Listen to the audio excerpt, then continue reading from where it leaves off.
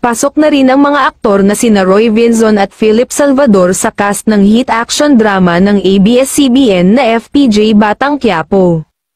Sa episode ng serye na ipinalabas sa mga susunod na araw ay muling ipinakilala ang mga bagong karakter na makakasalamuhan ni Tanggol.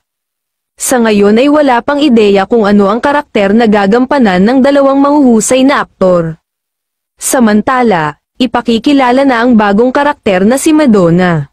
Noong nakaraang linggo, ay sunod-sunod ang pamamaalam ni na Elijah Canlas at Ice Navarro. Aasahan din ang pagtatapos ng karakter ni Ivana Alawi na si Bubbles dahil natapos na ang kanyang huling taping sa nasabing serye.